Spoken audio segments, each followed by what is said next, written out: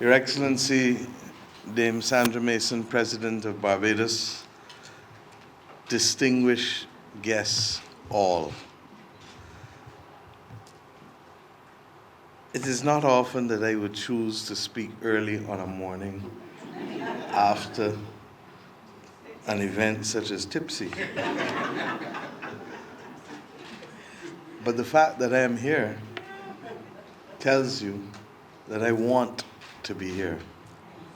And the fact that I am here tells you that I believe that the conversations that you will have this week will be among some of the most important conversations for this, our region. We have endured the last few years, and we have been resilient already. The sad part of it is that we will continue to have to be resilient because the world is going through a period of time that will give us many joys, but will also give us many challenges. And because none of us have the ability to predict the future, we have the obligation to prepare for the future. And that is where you come in. Our region finds itself having to be able to prepare to work harder because that which was a normal, natural path of development is no longer a normal, natural path of development. There were times when we believed, and it certainly worked, that the services sector would take us out of the awful vortex into which centuries of development by the North Atlantic countries had placed us. That we would be the providers of raw materials, that we would ensure that the extractive industries would provide the benefits outside of this region, and that we would be the recipients of what dripped down to us. We understood in the post-independence era the benefit of services, primarily of which tourism would be that which would bring a meaningful difference to our quality of life. But there were other services that would supplement what we were offering. And then, of course, that which was only known by our great-grandparents happened. And all of a sudden, movement was restricted. And all of a sudden, a reality check was forced upon us because history is replete with examples of pandemics. And those of us who believe that it would not happen to us or that the world could not shut down realize that the arrogance that accompanied those thoughts would have left us vulnerable in a way that we should never have been had we been students of history. I start with this context because we do not know the future. And that is why, more than anything else, we must be able to raise our people to be capable of adapting. You heard Mr. Jackman say that your first responsibility as principals when everything started to twirl was to adapt. But it isn't only principals who have to adapt. It is all of us, and all of us at every stage of our lives. But when you adapt, you have to have innate skills. And those skills don't only relate to things that are tangible in terms of what to do, but they first relate to can I do? And can I do is about head and heart combined, creating the capacity above all else to rise and face the day. And we've learned more and more especially with the rising incidence of mental health issues in our societies, that capacity to rise and do is perhaps the most important shaping that we can provide for our young people. If you do not know how to face each day, and if you do not know how to rise above the challenges that may present itself daily, be those challenges the taunting and bullying of others, be those challenges a sense of low self-esteem because somebody else tell you you must look X way, and you must do your hair Y way, and you must walk Z way. How do we prepare our children to face each and every day, first as children and then as adults?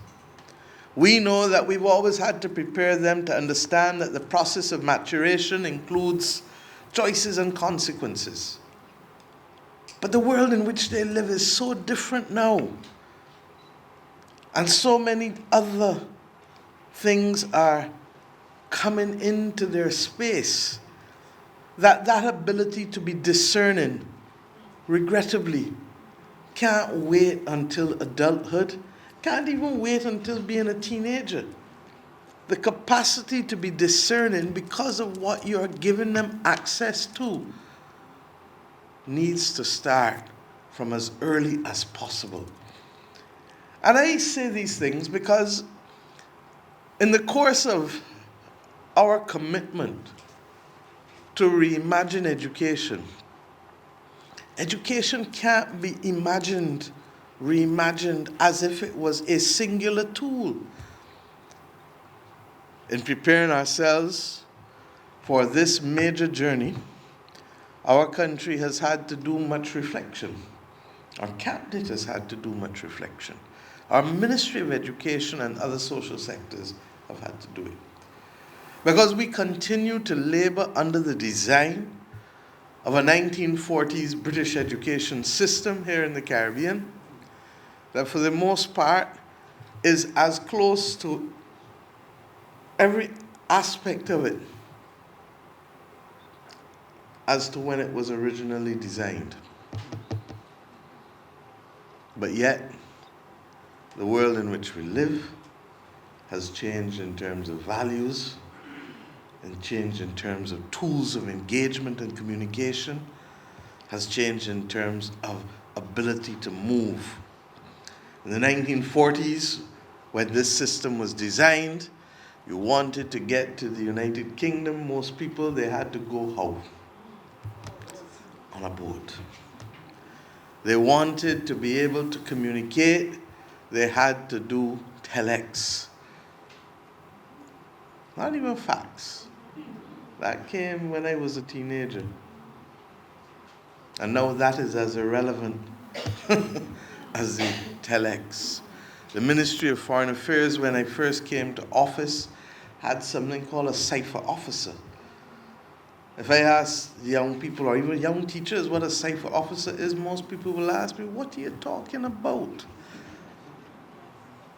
But yet those skills and those tools informed a civilization for long periods of time.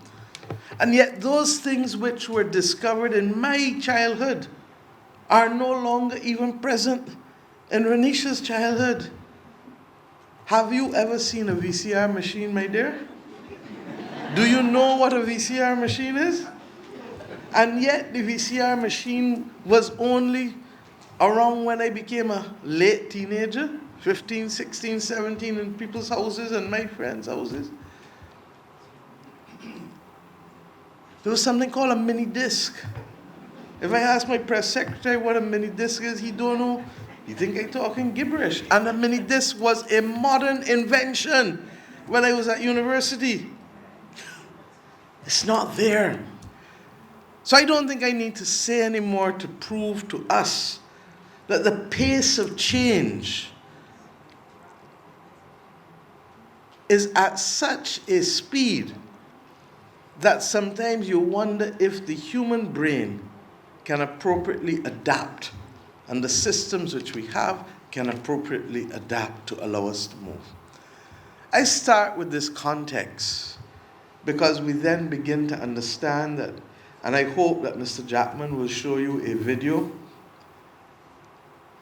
that all of them who attended training in the last, 2 weeks, were able to see. I intend to show my cabinet the video. I'd hoped to have done it on last Thursday, but because we had the tribute for Sir Lloyd, our former Prime Minister in Parliament, we couldn't do it, but it will be done this Thursday. And why?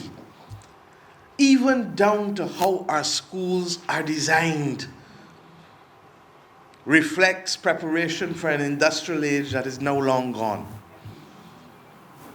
The skills that we need, and you heard the Chief Education Officer speak about the need for collaboration. Critical thinking wasn't only being spoken about in the 21st century. When I was Minister of Education in 1994, 1995, the White Paper on Education Reform, we understood from as far back as then, 30 years ago, that we needed to change it. But the problem is that to change the educational system, as I learned then, isn't a function of the Ministry of Education. Sounds strange, no? To reimagine the education system is a function of national development, not even government development. Because it takes the entire society, it takes the goodwill of the entire population. Not each and every one, because you will never get unanimity, but the majority, to say that we are now ready to do the heavy lifting, because we see that what we are doing may work for some, but not for sufficient, not for enough of our people. And we cannot, in the context of a post-independence Caribbean that wants to see people, feel people, and hear people, be satisfied that we are prepared to leave some on the side of the road as if they belong to another species, as if they do not deserve the dignity that is associated with being human. And we have come to this point as a nation, as a new republic, to say that our duties do not only associate with growth or with an elite. Growth only means something when it's inclusive growth. Elitism helps us to stretch for the stars. But if you stretch for the stars and you have no foundation, what do you have? So as we encourage an elite class to be better and best, you have to bring the rest of the society with you. If not, there is no foundation upon which the society can evolve. And we learned this, thank you, in COVID. Jobs that people would look down on became the essential glue that allowed us to function and to see the next day, the next week, the next month, the next year. From collecting garbage, because public sanitation is critical to our health, to people who were serving in gas stations, because all of a sudden we understood that our society is so dominated by energy. Energy. To people cleaning, because all of the things that would cause us to become sick would be there if we didn't clean. From the doctor's offices, to the transport systems, to the supermarkets, to any area in which there would be large numbers of people, particularly in a rapid pace of movement.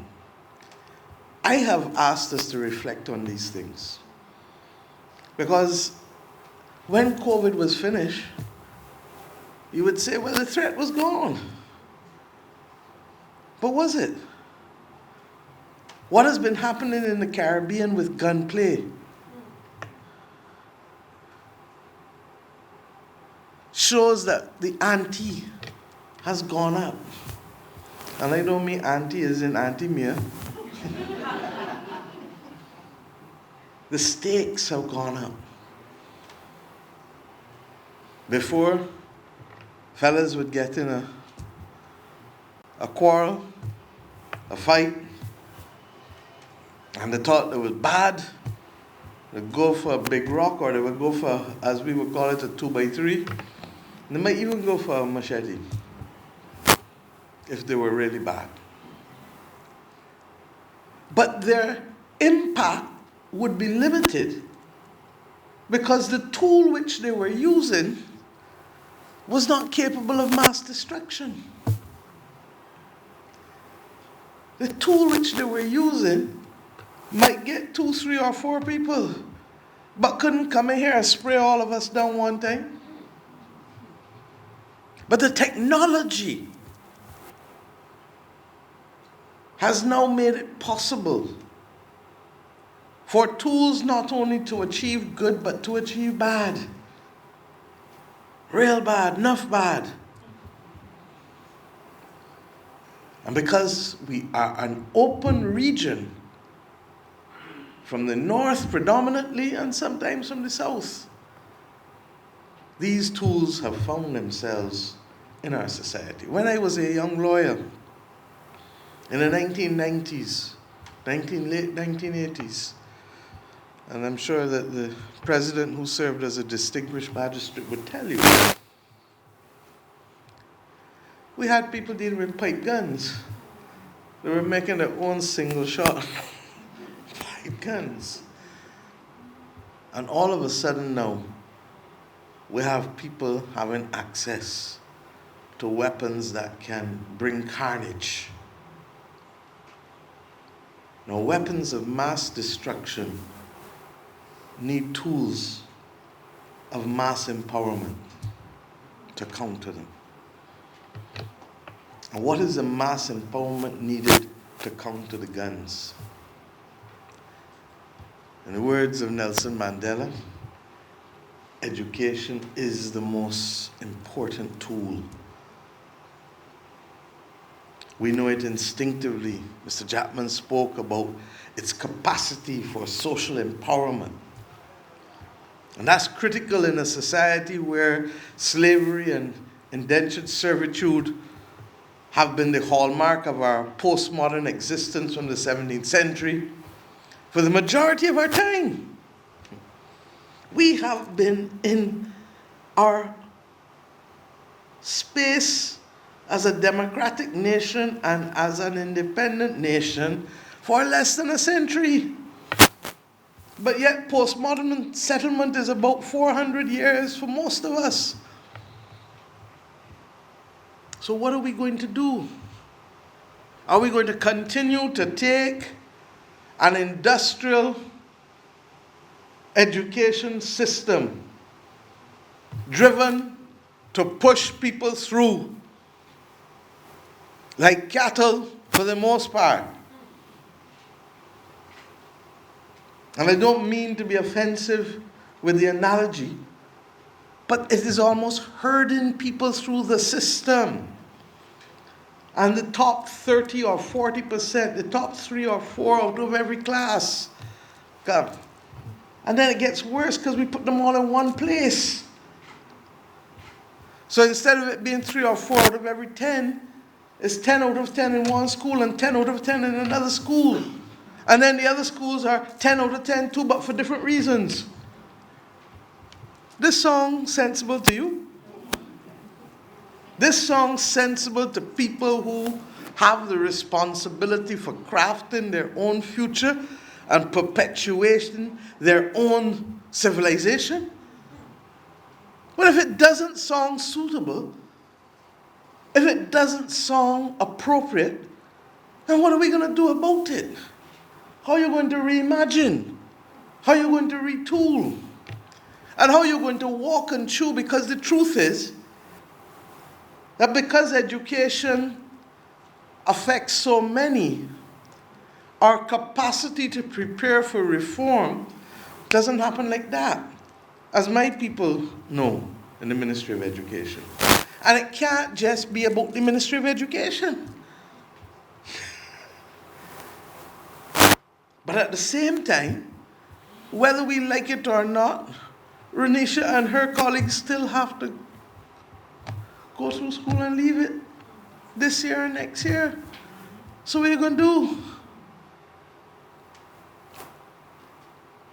I am happy that I asked my Ministry of Education and the Chief Education Officer, when we started effectively for the first time this year, school again in person, to do a stock taking. Because it is clear to me that there's going to have to be a parallel action for many of the kids who are leaving school this year, next year, and the year after, to reinforce and to supplement that which they did not get in the last 3 years. And that's great, because adult education and the capacity to continuously learn must always be a feature of our systems. The problem is that education is not just about learning the knowledge. It's about preparing the mind. It's about the values. It's about learning to work and live with each other. And those are going to be the challenges that are going to have to be addressed in our society, not through education in the formal sense, even formal adult education, but it's going to have to be addressed through our clubs, our sporting clubs, our cultural clubs, our communities, clubs and organizations, and that's why our government has committed to put $1 million particularly to get our sporting clubs, because if you think others suffered during COVID, anything that was vaguely social or cultural got licked up completely. So you have to stabilize them, because they're critical institutions, not just for the promotion of cricket or the promotion of netball or the promotion of dance or drumming, but that's where people learn to socialize. That's where people learn that you can do your best, but if you're part of a team and you're a prima donna, the team ain't going nowhere. And therefore you have to learn to work with each other.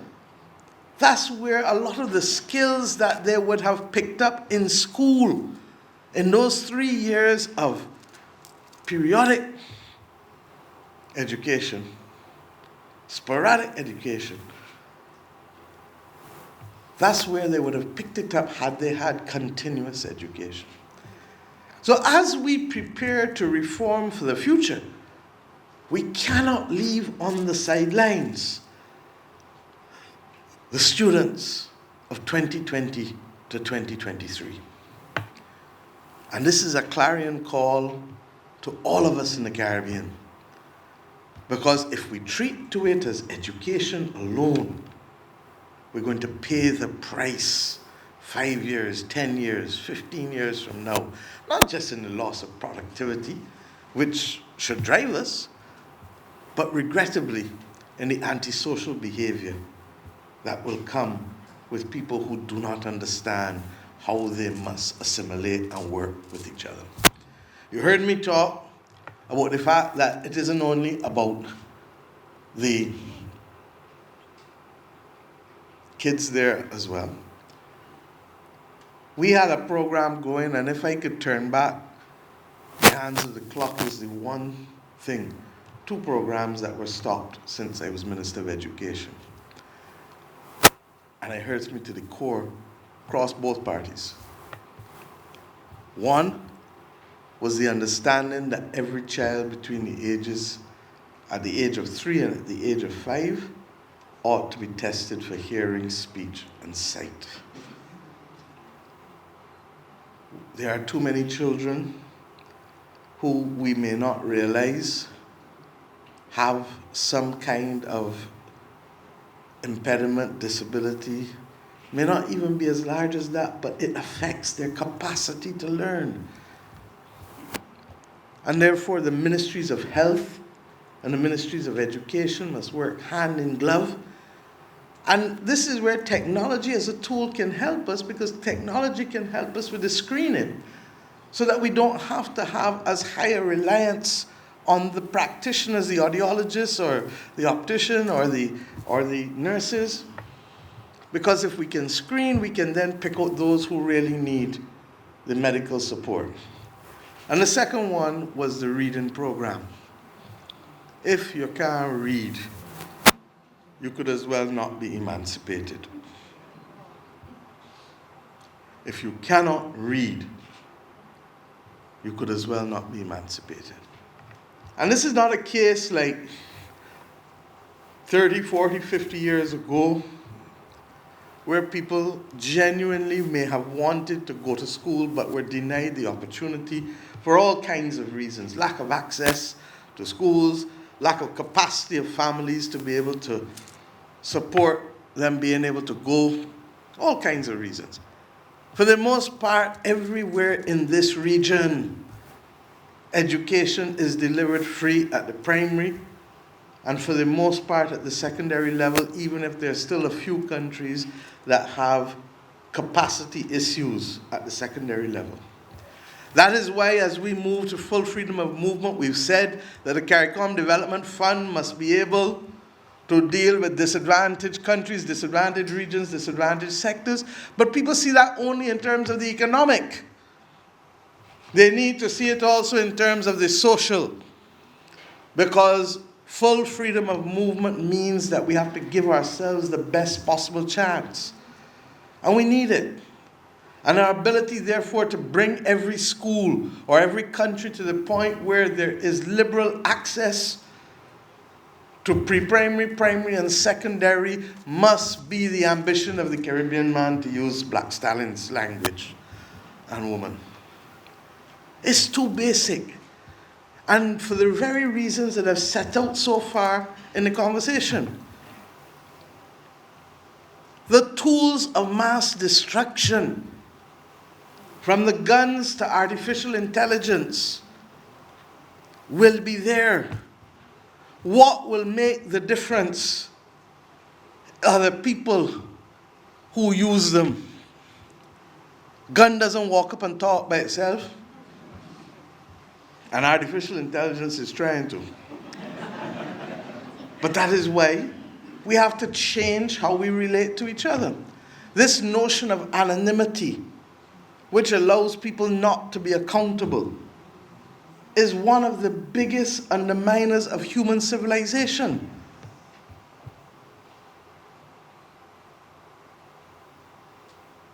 We were told when we were young, too far east is what? West. Our constitutions speak about balance, rights, and responsibilities. Our charter certainly does. If we don't have balance and teach the capacity to be discerning, to be compassionate, we know all of it, to be honest, to be fair, to be accountable. We know them. And those now will be the most important skills, because knowledge can be achieved anywhere. We have to teach those values, and we have to teach how to. The process. Because if we don't know how to use knowledge, if we don't know how to do the algebra and how to do the simple basic things of subtract, multiply, add, divide, how to treat syllables, how to. But the how to goes beyond formal education. It needs to go into the non-formal education system too.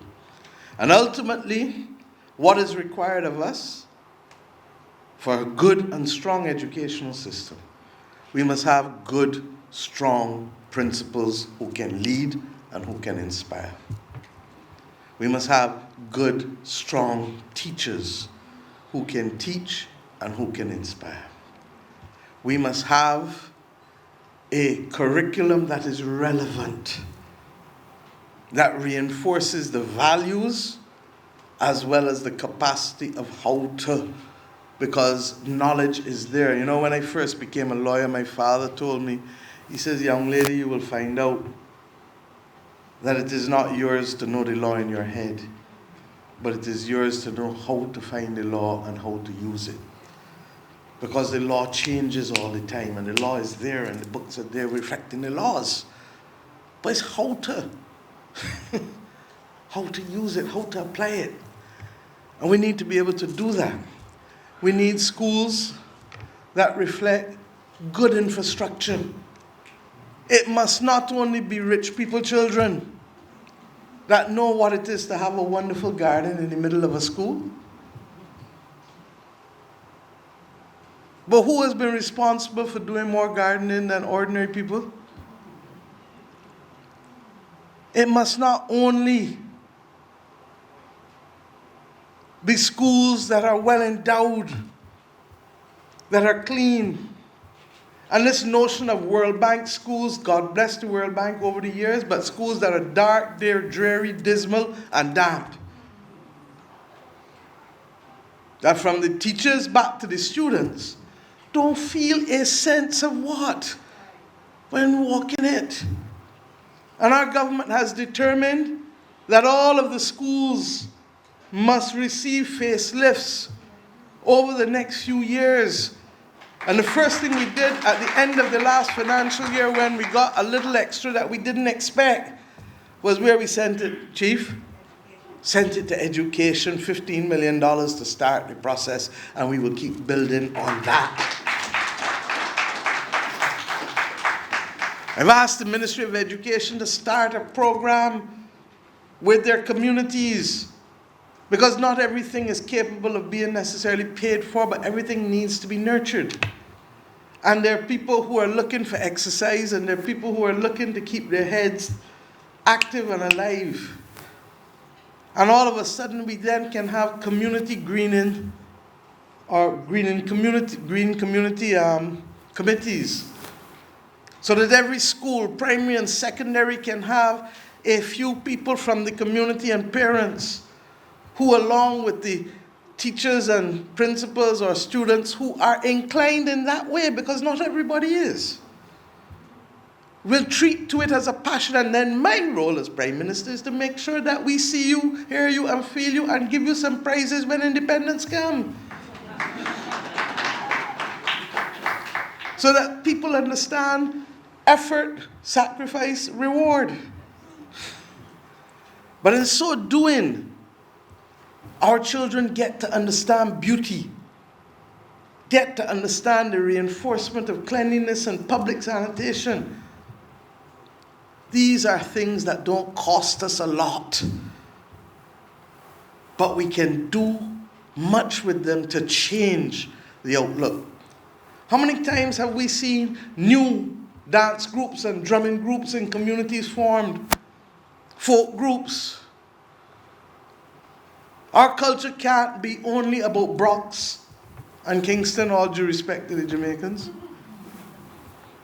It has also to be about other elements of our culture that can equally be modernized, like the tuck band, like the landship. The rest of you can tell your colleagues about the landship and tuck band later in the conference for me.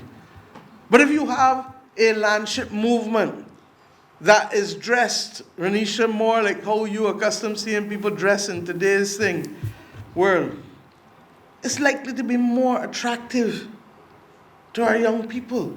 When I was Minister of Education, the landship was dying, and I put the program, the checks program, in place to make sure that people would know how to play the kettle drum, how to do the flute, how to do all of the things, the stilt walk, and all of the things that have been passed down, that if we don't continue to pass down, we will read it in a book and don't know nothing about it.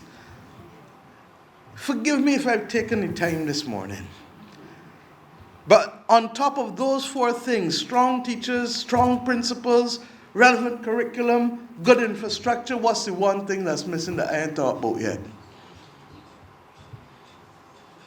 Good parenting. It is a partnership. And the good parenting may have to be reinforced through public service announcements and adult education programming at the community level. Because before, more often than not, when a person had a baby, the rest of the family was there to support it. Because our modalities of housing have changed, and they're no longer necessarily, some still, but not all, village-centric, community-centric. It means that you have to find other ways of being able to pass on that knowledge to young parents in particular. And if we can do all of these things, and if we can treat to education reform, retooling, reimagining, not as the effort of principals, not as the effort of a Ministry of Education, not as the effort of teachers alone, not as the effort even of parents of existing school children alone, but as a national effort, then we can start to turn the long-term development of this Caribbean region, which has already punched above its weight. But can you imagine if we do all of this now? How we would be creating global citizens with Caribbean roots. Our aim in Barbados is to create global citizens with Bajan roots. Because whether we like it or not, our children are engaging globally. And if we don't give them the tools to protect themselves and to enhance what they can do and what they can offer, they will become the unintended victims of somebody else's agenda. And it would be so ironic that the very time when a region that has become independent is charged with shaping its own destiny, it has left its most natural and vulnerable resource to the vagaries of the international winds. I ask us today to recognize that you who are responsible for leadership at schools are perhaps one of the most important set of people in this battle for development and in this cry for resilience. I don't need to tell you that there are things that we're going to have to face at a national level that go beyond anything that we've done before. Our rainfall this year, for the first 5 months of the year, was half of what it would normally for the average of the last 30 years.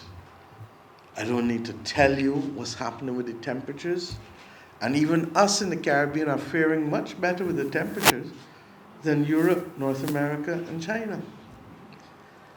But we come to this battle with different problems, because in 24 to 48 hours, some of us may not have houses.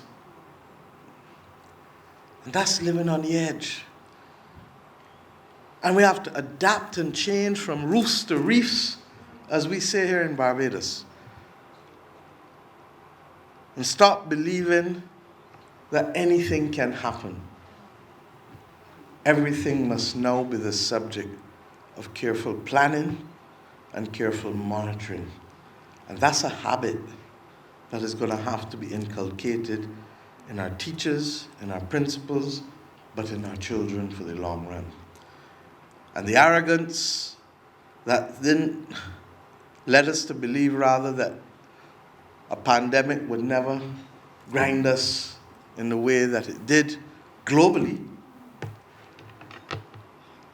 is the same arrogance that may cause us to feel, as I say all the time, that species don't become extinct and civilizations don't fail.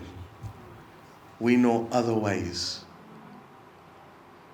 We know otherwise to our certain knowledge about species, and we know otherwise in the region about societies being challenged, as we saw with Montserrat in our own lifetime. I ask you, therefore, Those of you who are here, Mr. Jackman, please share the video. I don't want to take away from it. But what is clear is that the structure of our schools, the structure of our classrooms, and the curriculum, what we teach and how we teach, all have to change. Will it happen with a twiddle of a nose? No. But must it happen, and must there be a clear plan over the next few years for us to make it happen? Yes. And I've come here to say to you that because I know that the reform of education is not about the Ministry of Education, but is about the nation state. And a key part of the nation state is the government. And a key part of the government is the leadership of the cabinet. I'm here to say to you, we are present and we are ready to be counted upon in this journey. Thank you, and God bless.